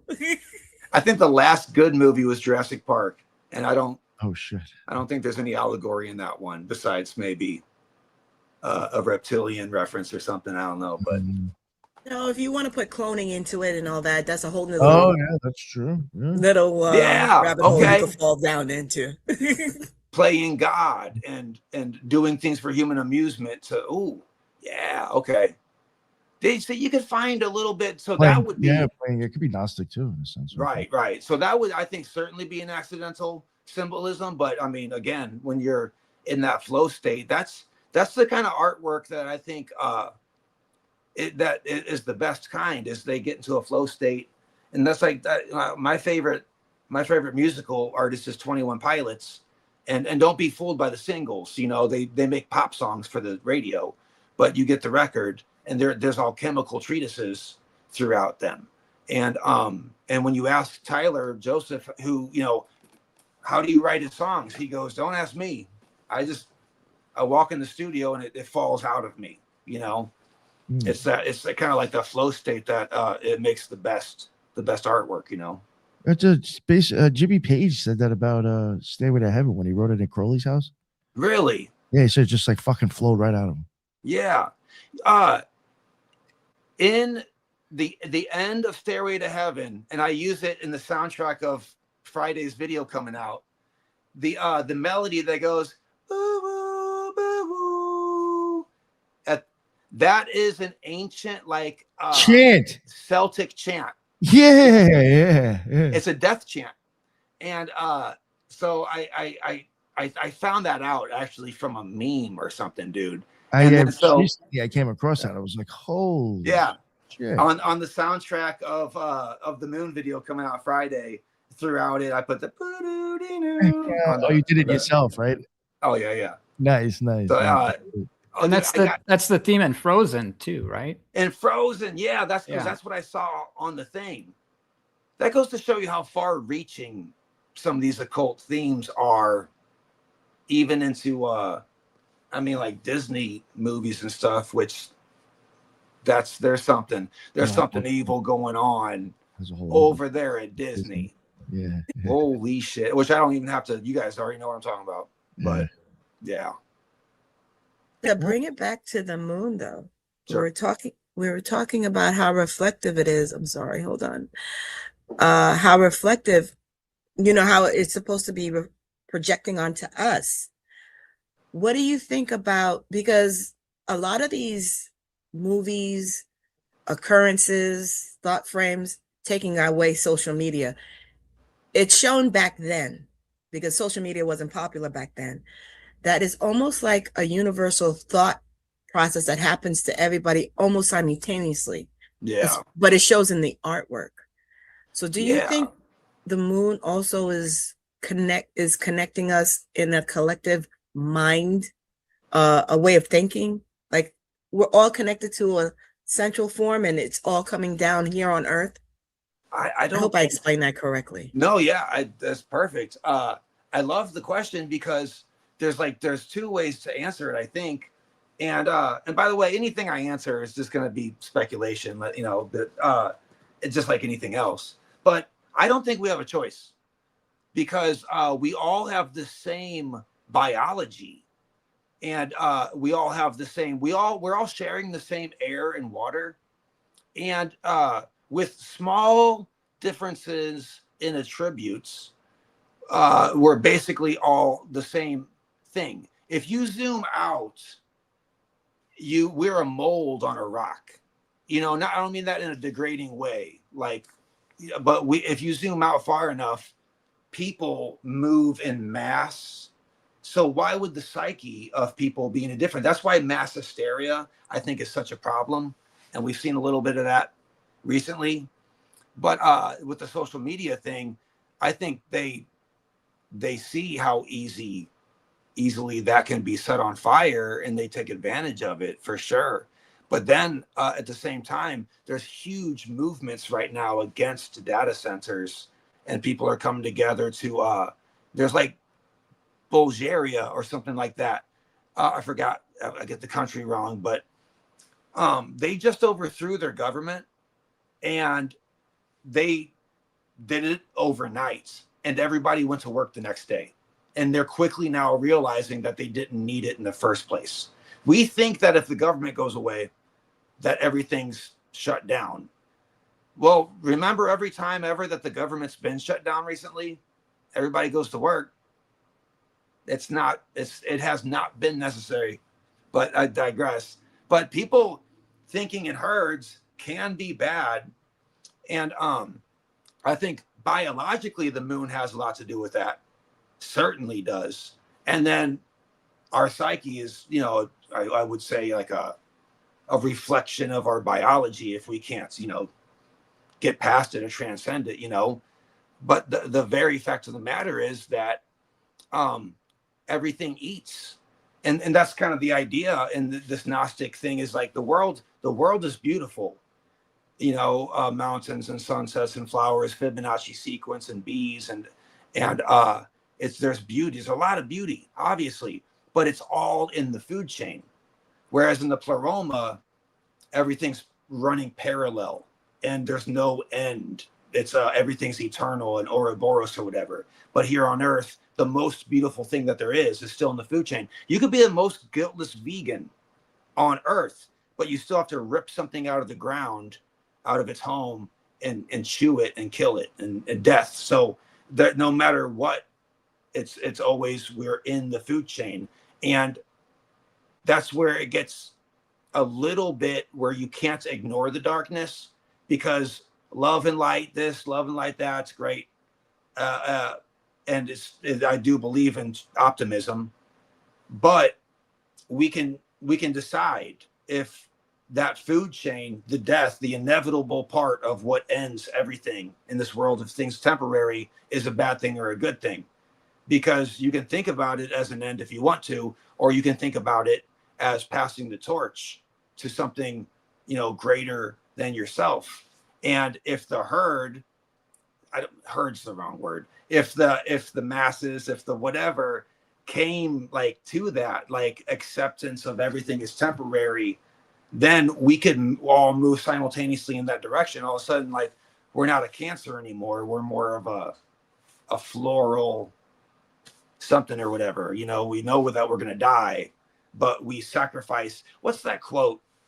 A man who plants a tree knowing that he'll never sit in its shade has began to understand the meaning of life, or something like that, whatever it is.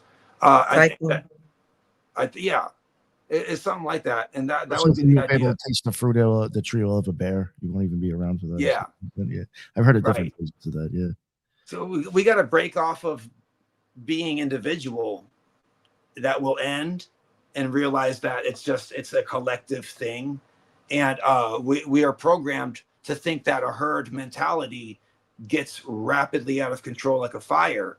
In every Disney movie and in school and sci-fi, they all say the same thing. If humanity wasn't so destructive and warmongering, then we could whatever the thing is, to transcend or whatever. And I'm over here like, nobody I know is warmongering. It's, as far as I can tell, it's the same 6 families for the last 5,000 years. So, no, you can have that. Something I wanted to throw in. Eric, did you have to leave yet so you can say goodbye? Yeah, I gotta jump off. This would be a good time. Don't stop on my account though. Joey, it was great to meet you. Nick and Judith, it was great to see you again, and I'll catch you guys next time. I'll see you on the next one. Very much. Be good, brother. Bye. Yeah. Another thing I did want to add in, something, Judith, that you had asked, I guess, if those things could really influence humanity. I think if you start looking at it, and I kind of tried to touch on it a little bit, I think, with like the lunar stuff and even the eclipses. Those things, eclipses even in a sense as well, but like with the moon and the sun, they have given us systems and increments for us to judge time in different cycles. So if you think about it now, that has come with now all these different stories, pantheons, gods for this and that. Like those things, actually, the way that they go through the sky has given us the whole world. It's fucking basics. I think in a sense, if you really look at it.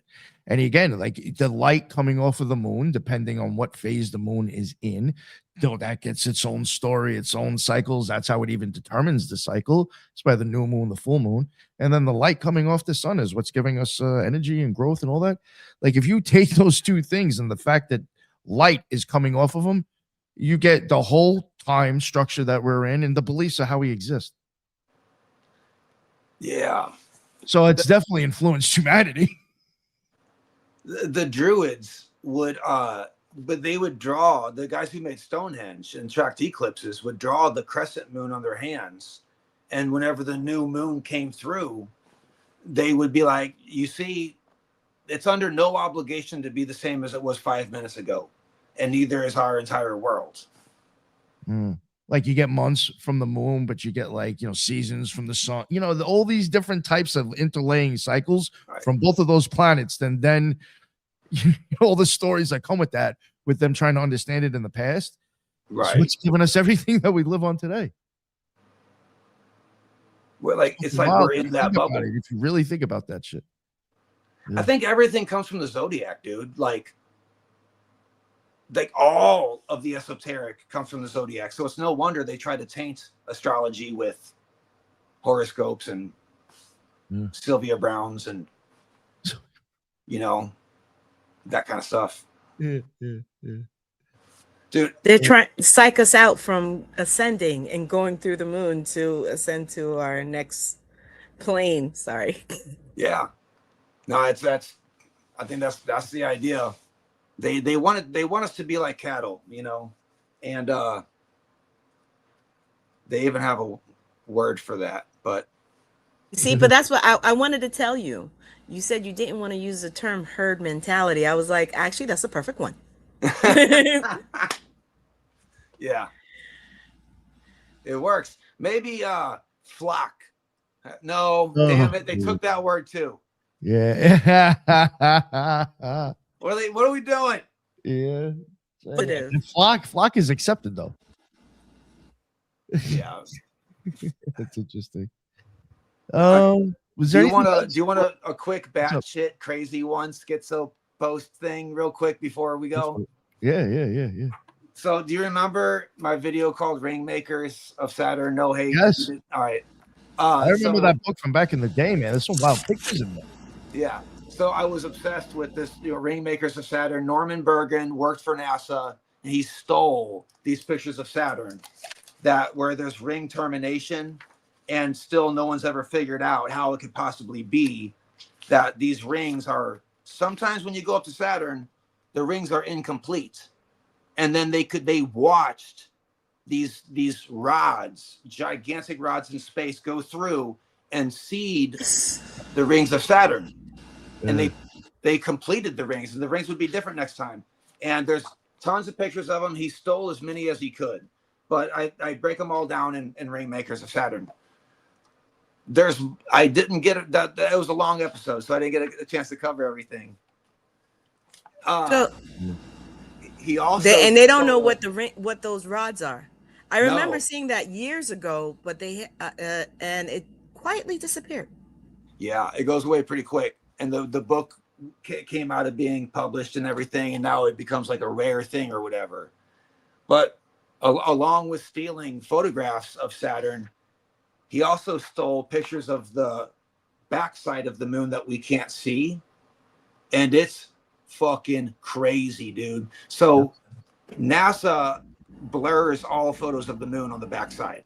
They're locked down. They don't release them unless they're censored.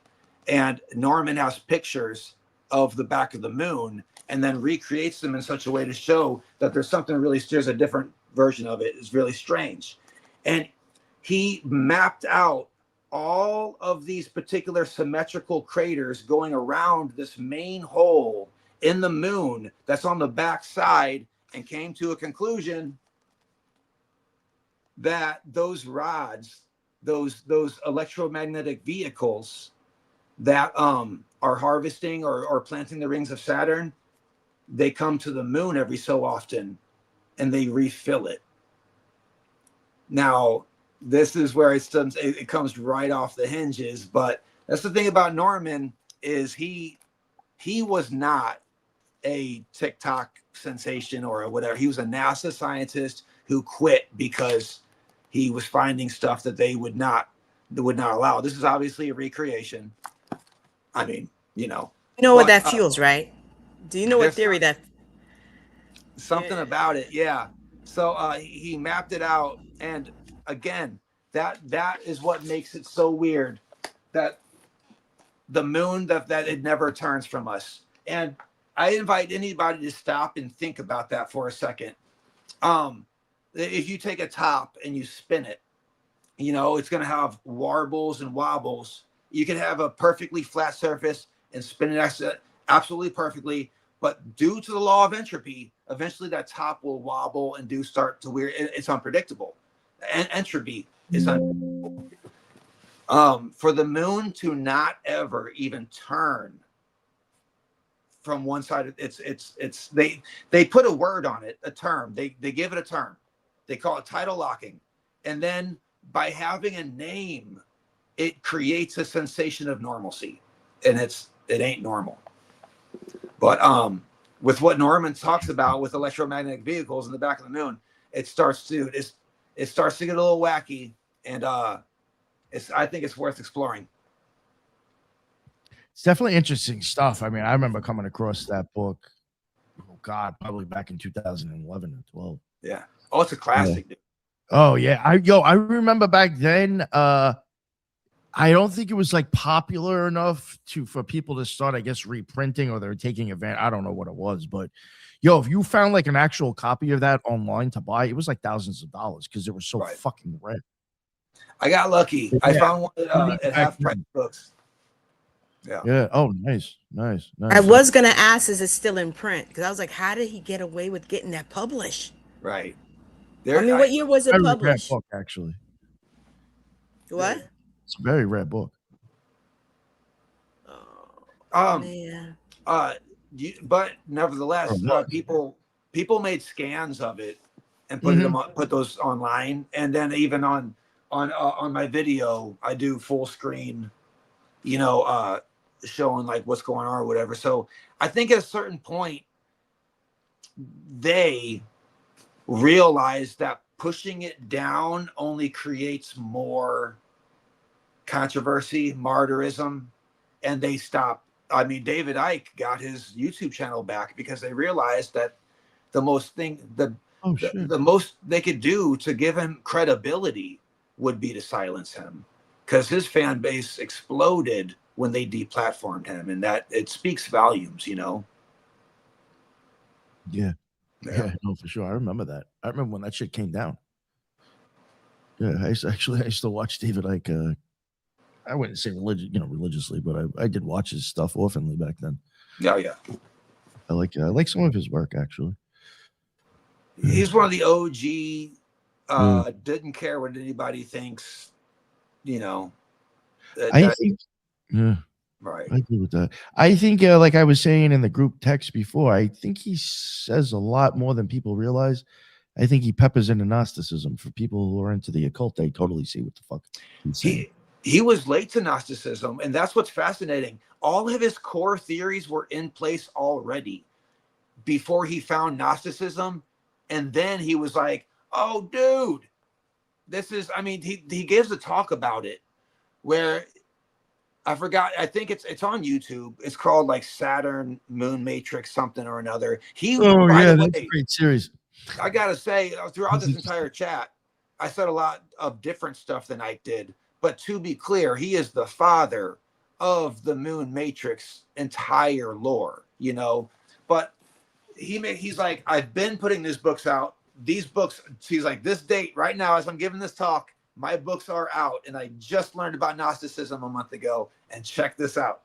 And throws everything up on the screen or whatever, and you're like, damn, you know. And by the way, the Gnostic Gospels were found in 1945, so I mean, that shit was new to everybody.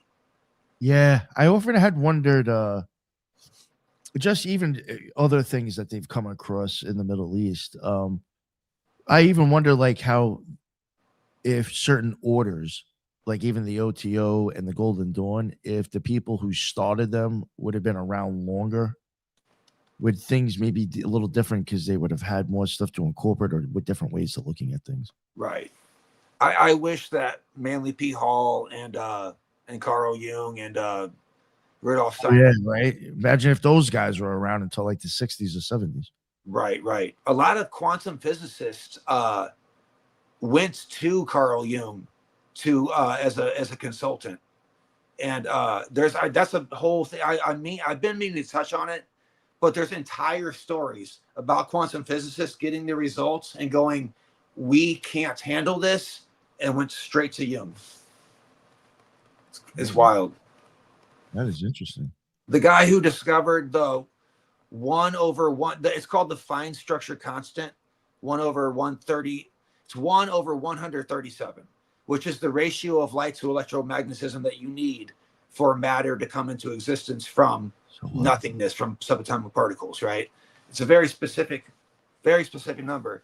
And he had no answers for it, but he kept on bothering himself with the alchemist that kept on referencing 3s and 7s. And he was like, okay, I hate to do this, but you're the only guy. Let's talk. And Jung was cool about it. Actually, Jung sent one of his students first, and then that pissed off the scientist. And he was like, I don't want to talk to your student, all right? And Jung was like, no, you're not understanding. He was like, I'll taint your theory. He's like, I have a powerful theorem here, and if I add anything to it, it's going to run.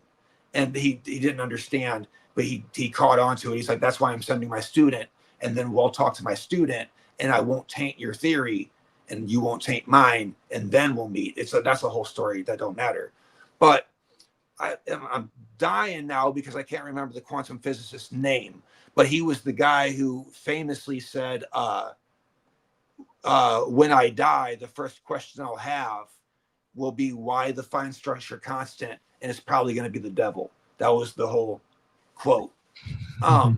But he eventually went to a deathbed, and when he died, he was writing on his deathbed saying, I wish I would have spent more time with Jung. I wish I would have paid more attention to the synchronicities, because right now, as I write this in my hospice, I am laying in room 137, and then ... and it trails off. Dude, it's a fucking crazy story, dude. Wow. I can't wait to get around to it, but yeah. Wow.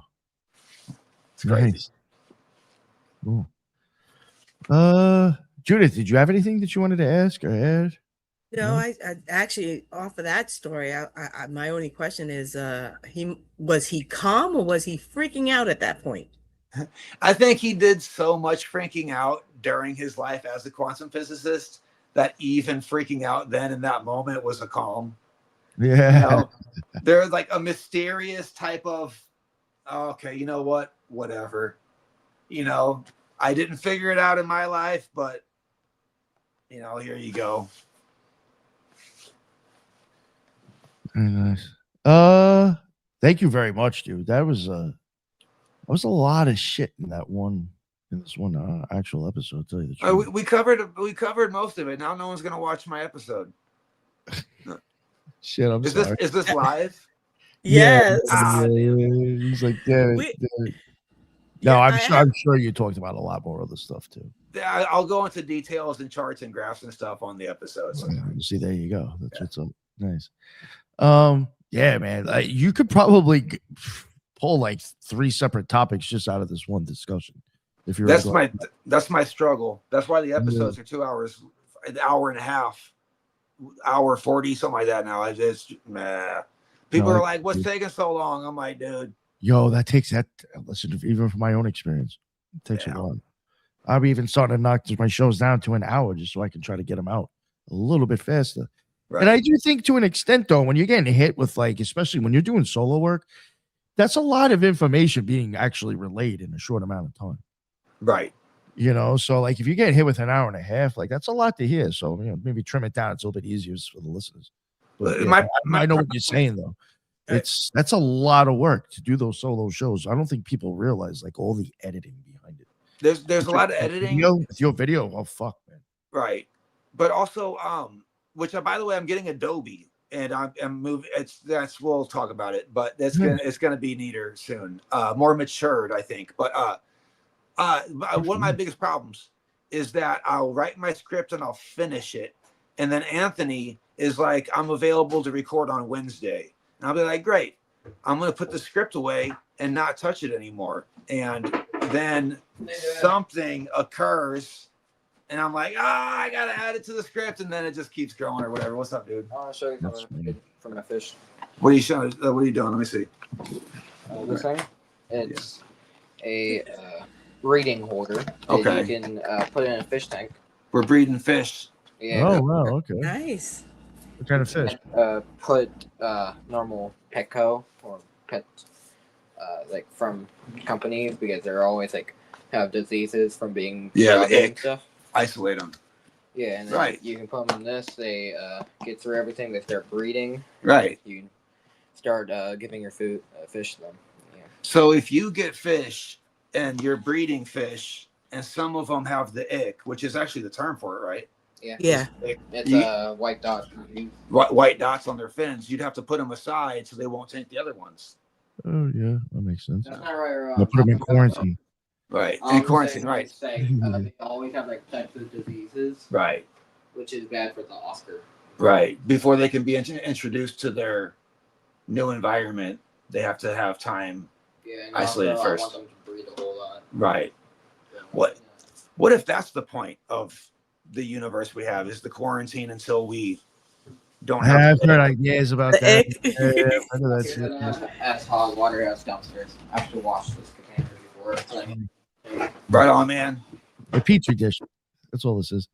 Dude, there's a weird synchronicity sometimes. I might have projected that one, but when I did my Mars video, he doesn't know what the video's about or whatever, and Anthony's recording me, and I'm at a part in the Mars video in the script where it's a Nephilim thing, and it's Mars. It's all men, and women have to be introduced into the environment, or else the species is in trouble, right?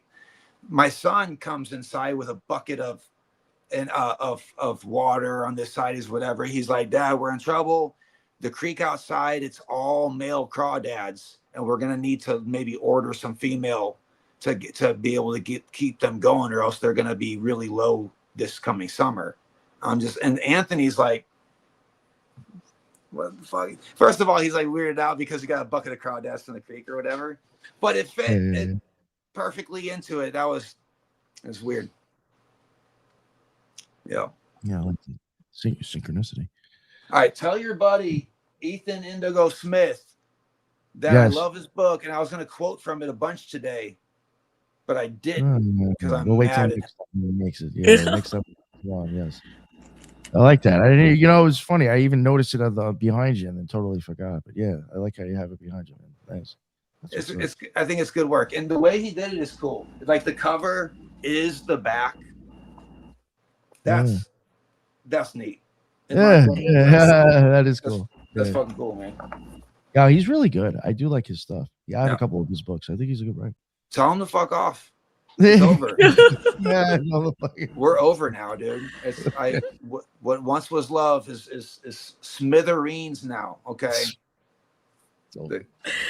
He's gonna make that extra effort to come on next time, Joey. I'll let him know. Thank you so much, Joey. It was as usual. It was a banger of a show. Awesome stuff. I always love when you come on.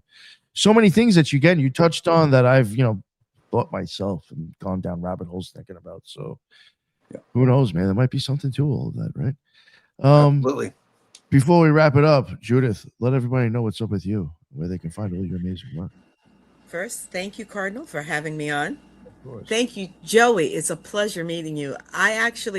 Please don't forget to plug your show, where we could watch it on Friday and at what time. And for everybody else, you can find me on YouTube, X, and Spreaker as the Loon. Awesome.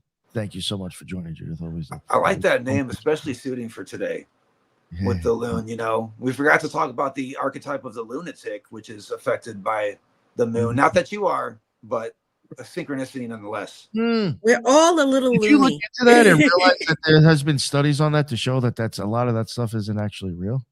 Oh, I don't know. Yeah. Unfortunately, yeah. When I did it on my the Moon series, there was some Really? studies that have shown that certain things really, maybe nowadays it's changed and it's not as it used to be, but they said there's no correlations between people going to crazy places.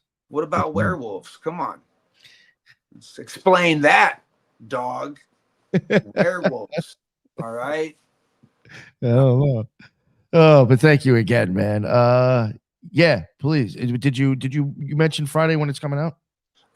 So on the channel, whenever a new episode drops, we do it live. So I'll be in the chat. Yeah, premiere, right? Yeah, premiere. Thank you. Yeah. And we chat, whatever. I'll be in there. Everybody watches it and stuff. And then after the premiere, I go live to just talk a bunch of shit, like in live, you know, and like you can see yourself in the chat room or something. And then I can see the chat, and I talk. I can see the chat and I can talk. I swear I can talk. Yeah, but, I see you do it. The technology thing is still. I'm doing my best with it. All right, but I love doing it, and I love talking and chatting with the guys, with the chat. And so after the premiere Friday, which is at 4:21 Central Time. So 07/17/26 Friday, 4:21 Central Standard Time. And the reason it's 4:21 is because you gotta smoke that baddie first. And then you get on there. That is awesome. A buffer to the existential dread. I get it, man. I get it. Believe me. That's what's up.